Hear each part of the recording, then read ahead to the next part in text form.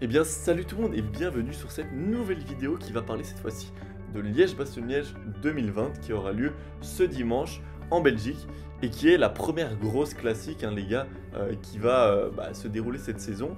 Et donc j'ai vraiment hâte de faire cette petite vidéo et surtout avec l'accueil que vous avez eu pour la vidéo sur les championnats du monde qui a vraiment été incroyable. Je m'attendais vraiment pas pour un retour sur YouTube d'avoir autant de vues, d'abonnés, de likes. Donc on a fait à peu près 1000 vues. On a gagné plus que 20 abonnés et surtout on a fait plus de 45 likes, donc merci beaucoup, franchement ça fait vraiment kiffer, ça me donne vraiment de la motive pour continuer ces vidéos et ce style de vidéo. Et surtout là, il y a toutes les courses qui vont s'enchaîner, donc vous inquiétez pas, je serai là pour faire des vidéos et pour faire un petit peu ces previews de ces différentes courses. Alors avant de commencer, j'aimerais juste mettre un petit objectif de like. Si on peut faire 50 likes les gars sur cette vidéo, ça serait vraiment ouf, comme ça on s'améliore un tout petit peu par rapport à la précédente vidéo. Et en tout cas ça me prouvera que vous avez vraiment kiffé ce style et que je dois vraiment continuer ce concept de vidéo. Et dernière chose, avant que je commence sur un petit peu l'analyse du parcours et des favoris, n'hésitez pas à me donner dans les commentaires votre favori pour cette classique, avant que je donne peut-être les miens pour voir si on a les mêmes. Pour voir si vous avez les mêmes avis que moi. Je sais que je me suis complètement raté avec les championnats du monde où je n'ai pas prédit à la Philippe, mais j'espère faire mieux cette fois-ci. Donc voilà, on va directement passer au parcours maintenant les gars, faire une brève présentation de ce parcours avec ces 257 km et plus de 11 côtes qui sont au programme de cette doyenne, avec aussi près de 5 mm de dénivelé, donc vraiment une course très très dure et une course comme une classique très longue et qui se jouera certainement à l'usure et à la résistance et l'endurance finalement en fin de course. Alors comme d'habitude, la majorité des côtes sur cette classique auront lieu dans les 100 derniers kilomètres et donc c'est certainement là que la différence se fera. On aura évidemment une première partie de course avec une échappée, avec les équipes peut-être invitées, quelques équipiers, mais je pense qu'il faudra attendre les 2 dernières heures de course pour vraiment avoir des différences. Et donc maintenant les gars, si on regarde un peu plus précisément le final, pour voir un petit peu les dernières côtes de ce parcours, on aura évidemment la côte de la Redoute, et c'est un peu moins de 2 km à 9%, qui elle interviendra à 35 km de l'arrivée, donc je pense que c'est une des côtes les plus mythiques de cette classique. Et c'est là, à mon avis, que les premières hostilités pourront être lancées, peut-être des équipiers, peut-être des outsiders qui pourront tenter des choses, un petit groupe qui pourrait partir, on ne sait jamais.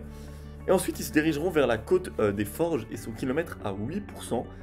Et finalement, certainement, l'ascension la plus décisive et déterminante, celle de la Roche-au-Faucon, et c'est 1 km à 11%, et son sommet qui se situe à 10 km de l'arrivée. Donc voilà, c'était un petit peu tout pour le parcours. J'ai pas forcément envie de m'étendre non plus, je pense que vous avez vu le parcours, il est là aussi sur votre écran, et je pense qu'on a dit le plus important. Et puis finalement, pour un petit peu conclure, je pense qu'on peut vraiment conclure sur le parcours. Ne vous inquiétez pas, on va parler des favoris juste après. Mais on peut voir que ce parcours est très très similaire à celui des championnats du monde, avec à peu près le même nombre de dénivelés, le même nombre de kilomètres, et surtout le style de boss qui est très très similaire, avec des côtes très très pentues, mais pas très très longues, et avec une répétition de beaucoup de boss qui usera tous les coureurs et qui fera certainement la différence dans les derniers kilomètres. Donc je pense qu'on retrouvera certainement les mêmes protagonistes, que sur ce championnat du monde, que ce soit des Alaf, des Hirschi, des Kiato, et surtout qu'on pourrait avoir un petit peu le même scénario, je pense, vu que la dernière côte se situe à 10 km de l'arrivée à peu près, et je pense que pour les championnats du monde c'était 12 km, donc c'est très très similaire, et puis finalement on a un final qui peut convenir à un homme seul. Je crois que sur les Bastogne c'est plutôt en faux plat descendant, donc en vrai un homme seul pourrait se détacher dans la Roche-au-Faucon et finir tout seul. Donc voilà les gars, je pense qu'on en a fini pour le parcours et on va directement passer aux favoris.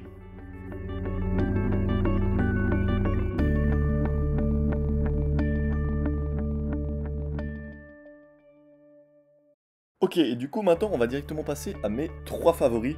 Donc j'ai décidé d'en mettre que 3 cette fois-ci parce que je me disais que ça servait à rien d'en mettre trop. Et encore une fois j'ai envie de faire des vidéos assez courtes, comme ça tout le monde a le temps, on va dire, de regarder toute la vidéo. Donc j'ai commencé par Marc Hirschi. Donc Marc Hirschi, évidemment je pense que tout le monde le connaît, ça a été la grosse révélation du début de saison. Depuis le Tour il prouve qu'il est vraiment un des meilleurs punchers du monde. Et après les championnats du monde qu'il a fini à la 3ème place et sa super victoire au mur de 8 sur la Flèche Wallonne, désolé, on voit que les courses longues de plus de 200 km et que sa pointe de vitesse sont vraiment intéressantes.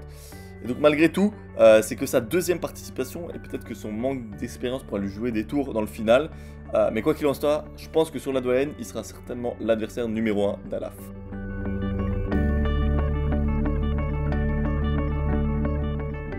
Les gars, j'ai choisi de prendre un peu plus de risques et de choisir Benoît Cosnefroy. Alors c'est peut-être une plus grosse cote, je pense qu'on n'attendait pas peut-être dans les 3 gros favoris, mais avec la forme qu'il a montrée sur le tour et surtout sur la flèche où il a fini deuxième, il pourrait vraiment être la surprise, je pense, de cette doyenne. C'est vrai qu'il n'a pas une grosse expérience sur les classiques belges, je crois qu'il a fini une seule fois Liège-Bastogne-Liège, il a eu un abandon donc sur ses 2 participations. Malgré tout, sur la flèche wallonne, on l'a vraiment vu que l'équipe AG2R a été très très forte autour de lui, et donc ça pourrait l'avantager dans un final peut-être de mouvement, où il pourrait peut-être tenter de plus loin, envoyer des gars un petit peu devant et revenir sur eux. Et puis surtout, il a vraiment impressionné par son punch sur la flèche wallonne. Et donc ça pourrait être peut-être aussi le français qu'on n'attend pas, qui sera certainement un peu moins marqué qu'Alaf, mais qui pourrait créer la surprise.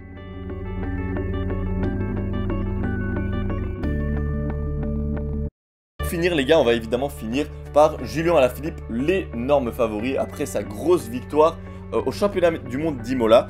Alors il a vraiment fait une démonstration là-bas en Italie et c'est sûr qu'il sera attendu sur la doyenne maintenant. Maintenant il faut voir s'il a bien récupéré, je pense qu'il a bien fêté. Et donc c'est pas sûr qu'il saura vraiment se reconcentrer pour s'imposer à Liège avec son maillot arc-en-ciel, ce qui serait vraiment fabuleux pour lui.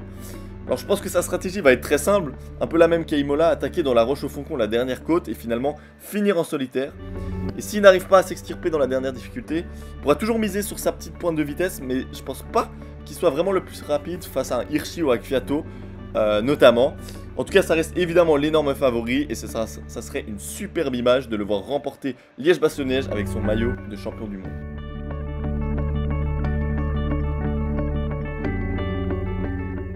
Les gars, on arrive tout doucement vers la fin de la vidéo. Merci beaucoup s'il y en a qui sont restés jusqu'à la fin, ça me fait vraiment super plaisir. N'hésitez vraiment pas à me dire en commentaire ce que vous avez pensé de cette vidéo. Donnez aussi vos favoris et peut-être me donner des astuces ou des conseils pour améliorer les vidéos, que ce soit les thèmes que je peux aborder, que ce soit la longueur de la vidéo, les vidéos que je mets aussi pour illustrer. Tout ça, ça me sert énormément. Comme je l'ai dit au début de la vidéo, ce serait vraiment incroyable qu'on puisse atteindre les 50 likes. Ce serait vraiment un petit palier qui me ferait vraiment plaisir. N'hésitez aussi surtout pas à vous abonner et à liker la vidéo. Et nous, on va se retrouver la semaine prochaine, certainement, pour d'autres vidéos un petit peu preview des différentes courses qui vont arriver. Allez, ciao ciao!